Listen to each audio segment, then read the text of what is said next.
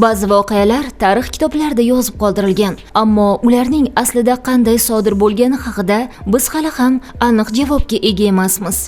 G'alati yo'qolishlar, sirli o'limlar, tushunarsiz signallar va hech qanday izohga sig'maydigan hodisalar. Bugun biz tarixdagi shunday 5 ta sirli voqeani ko'rib chiqamiz. Ularning ayrimlari uchun ilmiy taxminlar mavjud, ammo hozirgacha hech biri barcha savollarga javob bera olgani yo'q. Birinchi hodisa Roanoke koloniyasining sirli yo'qolishi.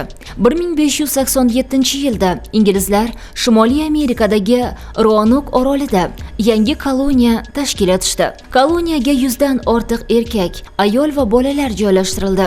Ammo koloniya rahbari John White Angliyaga oziq-ovqat va yordam olib kelish uchun qaytishga majbur bo'ldi. 3 yil o'tib u nihoyat Roanoke'ga qaytdi.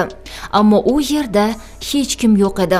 Uylar bor edi, ayrim narsalar joyida qolgan, ammo koloniyaning barcha aholisi, erkaklar, ayollar va bolalar g'oyib bo'lgan.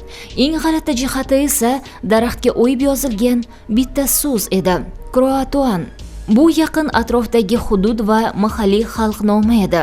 John White odamlar boshqa joyga ko'chib ketgan bo'lishi mumkin deb taxmin qildi, ammo ularni qayerdan topish mumkinligi haqida hech qanday aniq dalil qolmagan. Urush, ochlik yoki mahalliy aholi bilan birlashish kabi turli nazariyalar mavjud.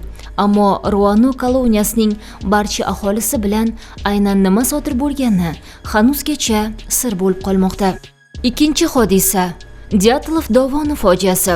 1959-yilda Rossiyaning Ural tog'larida 9 nafar tajribali sayyoh halok bo'ldi. Ularning lageri Dyatlov dovonida joylashgan edi. Qutqaruvchilar lagerga yetib kelganida chodir ichkaridan kesib tashlanganini aniqlashdi. Sayyohlar issiq kiyimlarni ham to'liq kiymasdan, qorli va sovuq tun ichida chodirni tark etishgan. Ularning jasadlari turli joylardan topildi. Ba'zilari sovuqdan vafot etgan, ammo ayrimlarda og'ir jarohatlar bor edi. Eng katta savol esa shu: nima sababdan tajribali alpinistlar tunda chodirlarni tashlab hayot uchun xavfli sovuqqa chiqib ketishgan? Ko'chki, kuchli shamol, qor bosimi, ultratovush va boshqa ko'plab nazariyalar ilgari surilgan. Keyingi tadqiqotlar tabiiy ko'chki ehtimolini kuchaytirgan, ammo hodisaning barcha tafsilotlari bo'yicha bahslar hanuz davom etmoqda. Uchinchi sir Mary Celeste kemasi. 1872-yilda Atlantika okeanida Mary Celeste nomli savdo kemasi boshqa bir kema tomonidan topildi. Kema suzishga yaroqli holatda edi. Oziq-ovqat va yuklarning katta qismi joyida qolgan, ammo ekipaj yo'q edi. Kemada kapitan, uning oilasi va ekipaj a'zolari bo'lgan. Ularning hech biri topilmadi. Eng qizig'i, kemada katta kurash yoki qaroqchilik izlari bo'lmagan. Nima sababdan ular kemani tark etishdi? Bo'ronmi? Portlash xavfi haqidagi qo'rquvmi? Yoki boshqa noma'lum sababmi? Yillar davomida ko'plab nazariyalar paydo bo'ldi, ammo ekipajning keyingi taqdiri haqida ishonchli dalil topilmadi. Shu sababli Mary Celeste tarixdagi eng mashhur sirli kemalardan biri bo'lib qolmoqda. To'rtinchi hodisa 1518-yildagi raqs epidemiyasi. Bu voqea fantastik filmga o'xshaydi. 1518-yilda Fransiyaning Strasburg shahrida bir ayol ko'chada raqsga tusha boshladi, ammo u to'xtamadi. Oradan bir necha kun o'tib, unga boshqa odamlar ham qo'shilishdi.